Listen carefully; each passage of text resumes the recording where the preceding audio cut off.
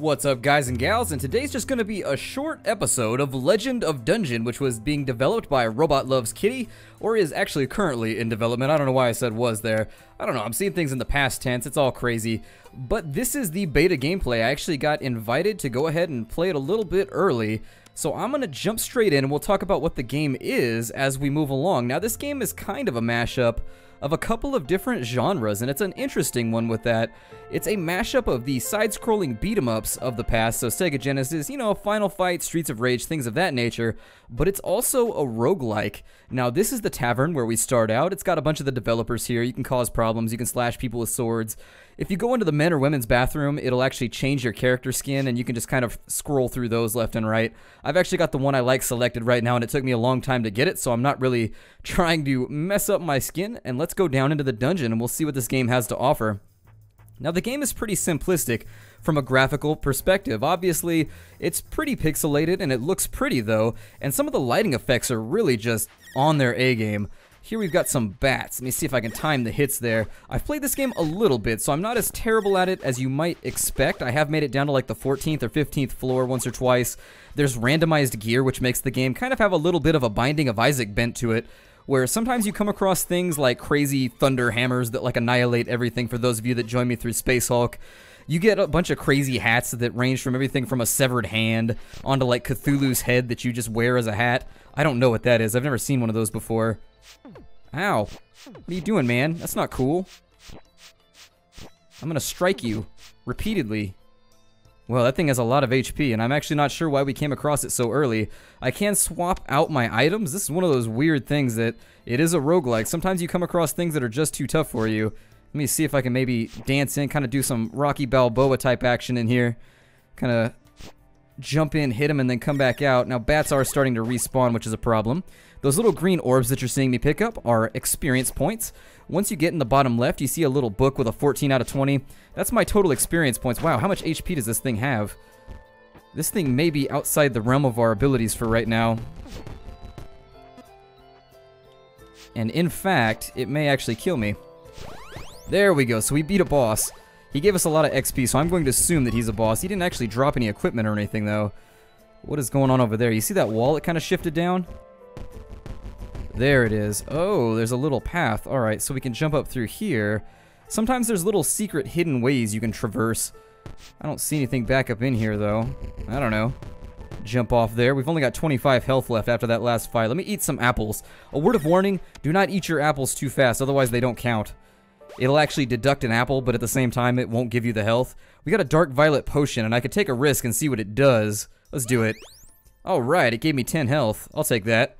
That is exactly what I was hoping it would do. So we're at 55 out of 120 at the bottom. If you take a look at the UI, I didn't talk about things very well, but there's a little heart. That's obviously our health. It'll increase as we level up. Underneath that is our attack power, which is currently 30 plus 1 from our terrible sword. There's our armor underneath that.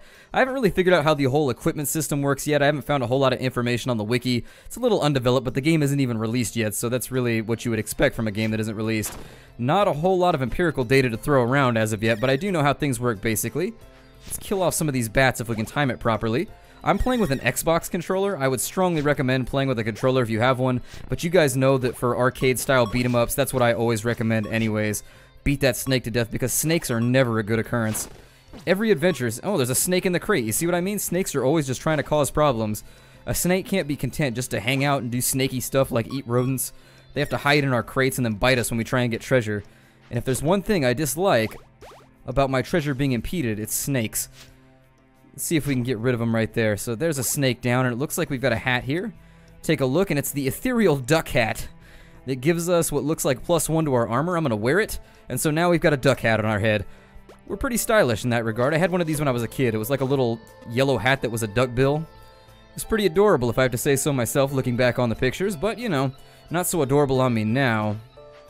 There's something quite unnerving about a grown-ass man with a duck hat on, walking around the kindergarten or whatever it is you do in a duck hat. Let's destroy ourselves some snakes here. Oh, and we got bit twice. Luckily, the snakes are like the weakest enemies in the game, whereas snakes are kind of terrifying in games like King's Bounty and stuff like that. In Legends of Dungeon, not so bad. Snakes are actually one of those grist-of-the-mill type enemies you can just churn out to get a bunch of HP. We can destroy these statues in the back, but sometimes they wake up and then they beat the hell out of you. They aren't too happy about being struck. But that one didn't wake up, so I think we're good there. The red door is the door that we came through, just so you guys know, and the game is a little bit of a dungeon crawler as well. It's pretty easy to get lost. You can find yourself just kind of wandering around randomly. Let me chunk down some of these apples and see if I can get myself on up to 120 health. This was a game that I did want to show off, largely because of its unique playstyle and the fact that, well, I'm a sucker for roguelikes. Even though I'm terrible at them, I'm still just a sucker for them. That snake had an apple. What a snake was doing with an apple, I couldn't possibly tell you, but he had an apple. Maybe he works on a snaky apple farm or something, and then they use it to bait rodents. I don't know. Here I'm just going to subscribe to the button mashing technique to get them all taken care of, and we're almost at level something. I don't know, level 3 maybe? It's not marked anywhere. There is a global leaderboard. You're trying to get down. The ultimate goal of the game is to get down to the bottom floor, grab the treasure, and make it all the way back up to the top. Now, there are going to be challenges as you go through the game that are going to appear at random points. Like, there's big cyclopses and, like, crazy succubi and all kinds of nasty little buggers around that will just ruin your day if you're not careful. And a lot of the game is sort of dependent on what gear you can find as you go through, so you run into a lot of the same problems you're going to find in, say, Dungeons of Dreadmore, or not Sins of a Solar Empire, in sort of the Stars of the Pit. There's a lot of random things that are going to play into whether you ultimately succeed or not, and if you can find yourself just a banging-ass weapon early on in the game, you're actually going to have a pretty easy run of it until you get deeper down, and you find the enemies that are actually just going to one- or two-shot you. You've kind of picking through trial and error, figuring out which enemies are going to annihilate you and which ones are really simple is part of the game. What is that right there? It looks like some kind of hat. We'll grab that. It's the Safety Ethereal Miner's Hat of Feebleness. Now that's going to make us weaker. We're going to lose a little bit of attack power, but it's got a lot more defense, so I'm going to wear it, and it shows off the crazy lighting effects that the game has, where we have our little spotlight. It's going to be easier to see. That is a plus side because there are entire areas that are blacked out and you can't see anything. Some lava over here, but there is a switch on the wall. So let's flick that switch and see what it does for us. Nothing that I can tell so far. Oh, never mind. It opened up what looks like this pathway up here, but I don't see anything. So there's no treasure or anything back here that's going to be useful. Sometimes these stairs go up and there's some really cool stuff up there. You do want to check it out. But it looks like it also raised a path across the lava, so let's hope that my depth perception is good enough and I can make it across here without falling in. Very nice. Now that beholder we came across in that first little bit of the game, here's one of those blacked out areas I was talking about. Looks like there's a slime right there. We should be able to take him out without a problem. And a leprechaun or a goblin or something? I don't know. It's hard for me to tell. I think it's a little goblin. I think they steal your gold or something like that. They do something obnoxious. They don't really hurt you that much, but they are kind of a pain in the ass. Killing all three of them. One apple in a box. That seems to be a terrible allocation of an entire crate. Just, I need an entire crate to ship this one apple. Don't ask questions, it just needs to be done that way. We've got a flip switch right there. Let's go back and see if there's anything we can use, and it looks like it raised these pedestals here, but not quite the way I wanted it to. We can't get up on the first one because there's a little bit of an impediment there. So there is a crate up there, but no treasure for us, unfortunately. Let's go down. I'm not going to fiddle with any of the puzzles for too long because I do want to show off as much of the game as possible before our little 30-minute or 20-minute, or I'll probably cut this off whenever I die. Damn it, bit by a bat. How about that? Let's see if maybe we can slice this guy up, his little green blood's falling from his eye sockets as we bludgeon him with this terrible sword that we've yet to replace. Here's the lair to the next floor, but I'm not going to go there just yet. Let's keep exploring because in a lot of cases it's better to kind of level yourself up and hope that you've got enough equipment for the further dungeon levels. Leaving early is not a good plan. It's kind of like leaving early in Dungeons of Dreadmore. You really kind of want to hang out and make sure that you butcher everything on the way down. That XP you get is going to increase your HP, it's going to increase your attack power, it's going to all around make your life easier, so that is what you want to do. Plus, it never hurts to have a nice supply of apples. We've got 14 right now. That's going to give us about 70 health if we ever come down to it. I'm going to eat a few right now, get us back up to maybe 100 HP. That'll make us sit pretty. I haven't played around with this Azure Potion yet, but good things and bad things can happen. Sometimes it's tough to tell what has occurred if you're not paying attention. Let's head back to the stairs because I think we're done here. A reluctant spray paint of power. I didn't even see myself pick that up. What does it do? Well, it appears to let me graffiti the walls. So there we go. Splattercat was here in line format. Fantastic. Everybody will know that the Nerd Castle was here. That's going to be our new graffiti art for the future. Everywhere we go, just a big green line on your wall of boogers. There we go. Nerd Castle was here. Let's find ourselves down the stairs. I don't really know what this thing's gonna do for me, if this is just kind of for entertainment value. It seems like some of the gear is for entertainment value, and some of the gear actually does stuff. Now, this is giving me more attack power than the sword, so maybe it's like a point-blank weapon that actually does something. Let's test it here. Nope, doesn't appear to actually like blind anybody or do anything of that nature. Ooh, that bat destroyed our goodies. That's not kind of him.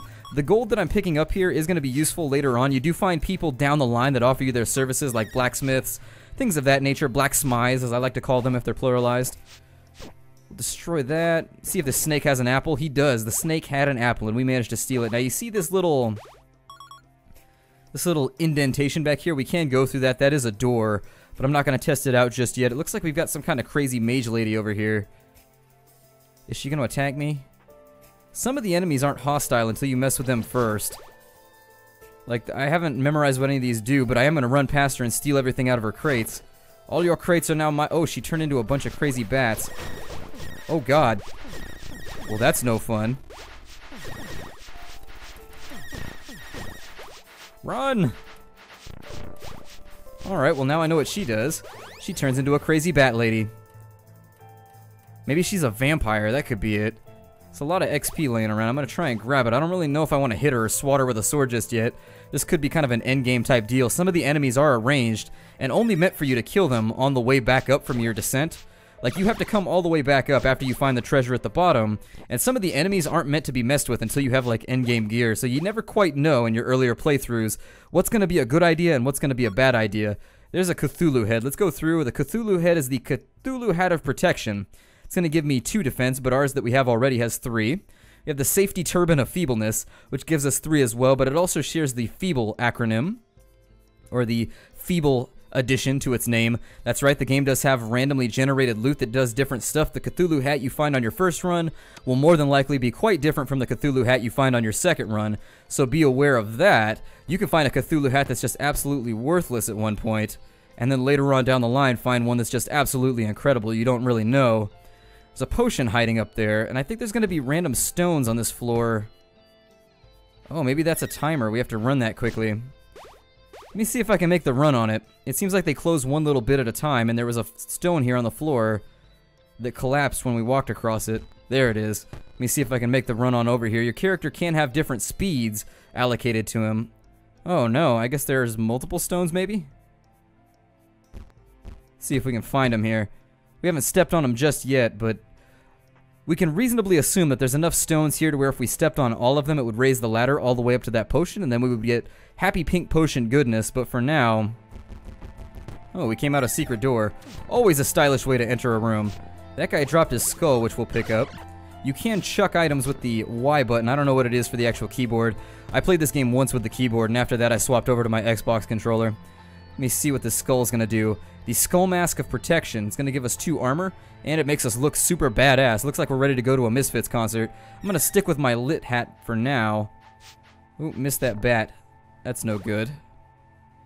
Let's kill this snake over here and see if he's got another snake apple, or snapple, as I like to call it. That's not a trademark, that's not a copyright infringement, I swear, Snapple. Snapple drinks, I really, really don't want to get a nasty email. I really don't want this to end up in litigation, so just accept it as advertisement. Kill that guy really quickly.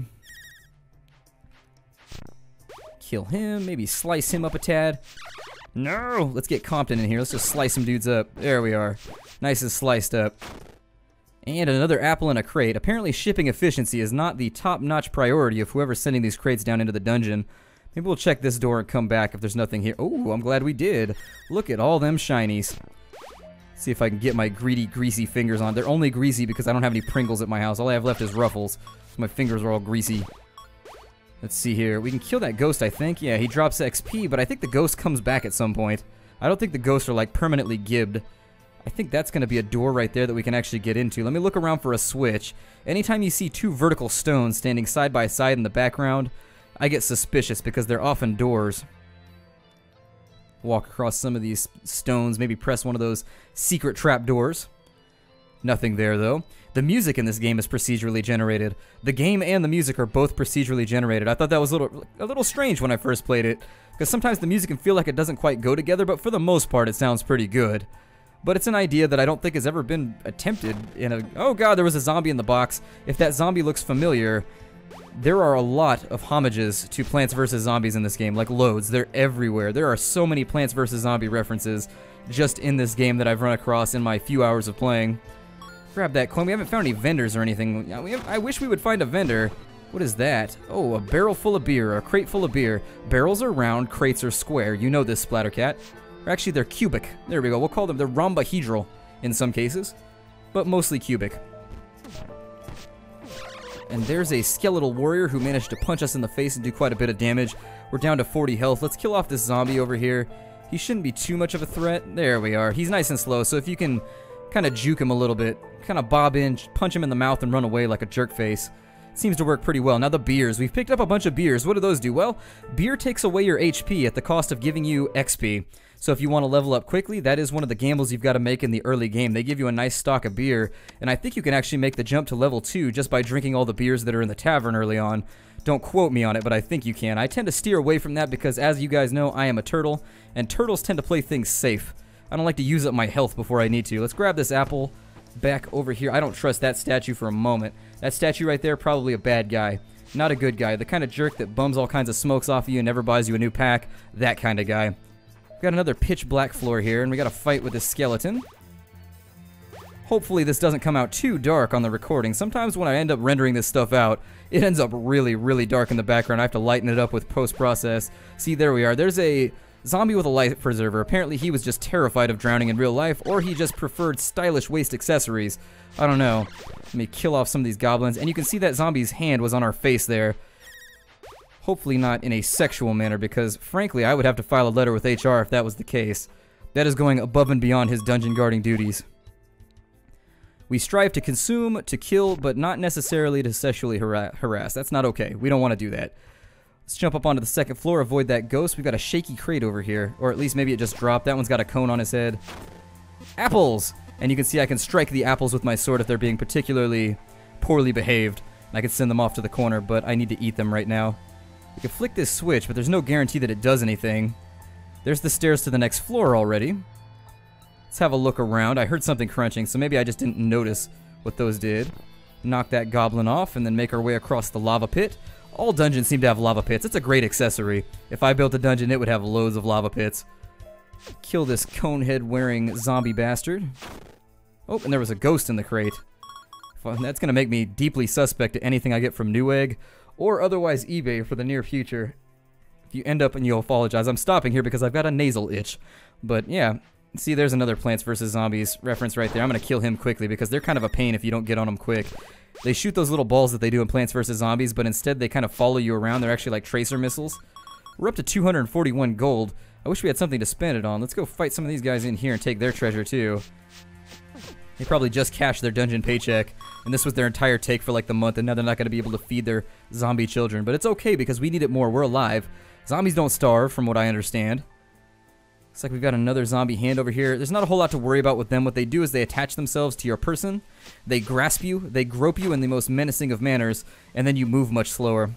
Little bit of a pain for long-term gameplay if you're trying to get past a boss or anything like that, but for the most part, zombie hands are pretty much free XP. Let's go back to where we came from and see if we can find ourselves back to the stairs. This zombie appears to have made it back. I haven't seen a single water pit yet, so I don't really know what he needs the life preserver for, but somehow in his twisted zombie mind, he needs it. Do a couple of those XPs there. We're actually doing fairly well on this run, given how it started out. That boss in the first room was a little terrifying, but I think we'll be okay. We managed to recover all right. I mean, we used up a lot of the apples that we would probably want for later on in our adventures. I don't think the stairs were back here. Were they through this door? They were not. Let's go back. I think they were through this other one then. Yeah, there they are.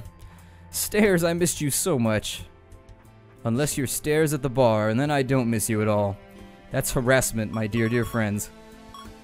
You may look, but you may not stare. Unless I've got a weird haircut, and then you can stare all you want. That's kind of inviting it. Oop, I don't want to remove my helmet just yet. Let me actually get rid of some of this kit that we're carrying around that's worthless. So Ethereal Duck Hat, And Turban, we don't really need you. Mask of Protection we'll hang on to just in case we run into Jerry Only anywhere. Throw that out there. Michael Graves, my favorite Misfits singer. A lot of people are going to disagree with me on that, but I like Michael Graves the best. Kill him really quickly and then punt his XP across the room because we don't want his XP. That floor just caught fire as we tried to walk across it. Hopefully we won't have to retraverse it later. Those flames on the floor really, really hurt. Don't step on them. They'll actually knock down probably a third of your health. Yeah, there it is right there. With an Orcish Warrior, and now we're caught on fire. It's bad enough to be in a crazy dungeon full of stuff. Oh, I died. I stepped on the flames again. I'm an idiot. Well, that's right there, Legend of Dungeon. So I hope you guys enjoyed this little premiere. The game is in beta, and there's a lot of planned features that they're going to be putting in. They're going to be expanding the game with much more classes. There's going to be people that you're going to, many more classes. There we are. God, that was so bad it made me wince. But there's going to be people you can rescue from the dungeon and carry up with you from down in the depths later on. There's going to be a lot of cool stuff to check out. So keep an eye on this game. I think it's definitely worth just noting, making a note of it, throwing it on your Steam wish list maybe, because I think this one might be big, to be honest, depending on how they choose to expand it. I love beat-em-ups, I love side-scrollers, and I love rogues, so this works out great for me. My name is Splattercat. Thank you for joining me in this look at Robot Loves Kitty's Legend of Dungeon Beta. I'll see you guys next time, and take care out there, everybody.